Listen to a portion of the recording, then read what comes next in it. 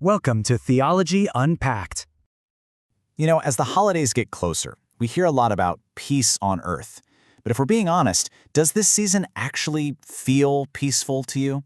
For a lot of us, it's more like a frantic rush than a quiet time of reflection. We're all preparing for something, but Advent invites us to prepare our hearts for a kind of peace that's way deeper than just a calm moment or, a less stressful to-do list. So this week, the second week of Advent, is traditionally all about peace. But this isn't just about trying to feel calm. The biblical idea of peace is so much richer. It has all these different layers. And the most important thing to know is that it doesn't start with us. It actually starts with God. And just so we're all on the same page, let's do a quick refresher on what Advent is really about.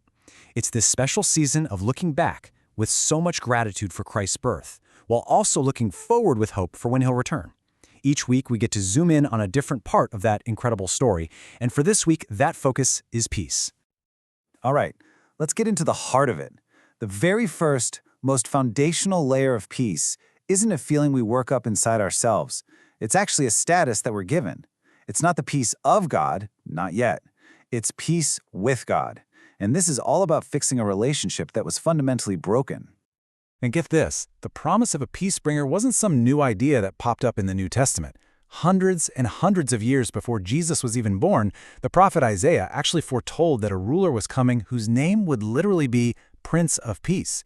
This tells us that true peace was always meant to show up in the form of a person. So why did we need a Prince of Peace in the first place? What was the actual problem? Well, the Bible frames the issue as something deeper than just wars between nations or arguments between people. The core problem is a state of separation, this broken relationship between all of humanity and a holy God. And that's the primary conflict he came to solve. So, how does God fix this broken relationship? It comes down to this big theological word, justification. But don't let the word scare you. The idea is actually pretty straightforward. I want you to imagine a courtroom. Because of our sin, we're standing before God the judge, and we're guilty. But then, through faith in Christ, God slams the gavel down and declares us not guilty. Now, this doesn't mean we're suddenly perfect people. It means our legal status has been changed.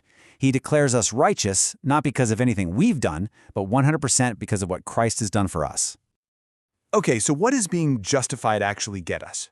Well, the book of Romans connects the dots for us perfectly. It says that the direct result of being justified by faith is that we have peace with God. The war is over. The hostility is gone. It's been replaced with reconciliation. And this is the key. Our peace with God is an objective, settled fact, all secured by Jesus. And this isn't some fringe idea.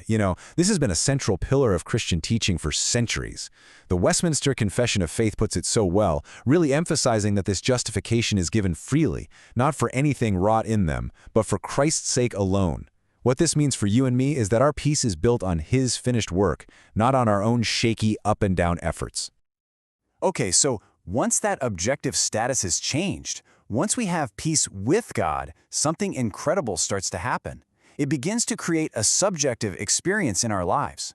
This is the peace from God, and it changes us from the inside out. Let's break that down, because the difference here is absolutely crucial. Think of it like this. Peace with God is the root of the tree. It's that unshakable, legal reality of our fixed relationship.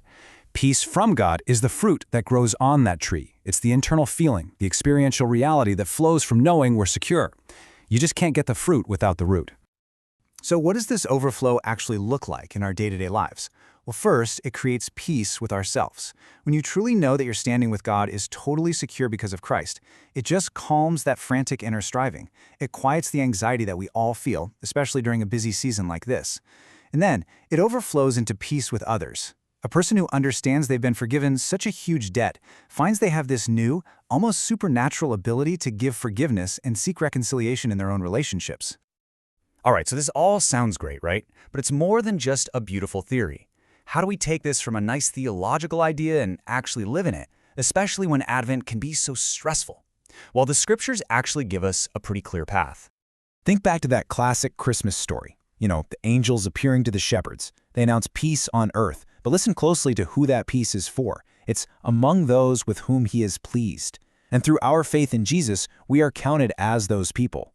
This peace is a very specific gift for His people. So what can you and I actually do to practice this kind of peace? Let's look at 3 simple things. First, reflect. Just take some time to think about your justification. Remind yourself that your standing with God isn't based on your performance today, but on Christ's perfect performance forever. Second, reconcile. The book of Romans encourages us to do everything we can to live peaceably with all. Who in your life do you need to extend forgiveness to this season? And third, be generous. The peace and joy we have in Christ should move us to action, just like it did for the early church when they shared everything they had. So, if there's one thing to take away from all this, it has to be this.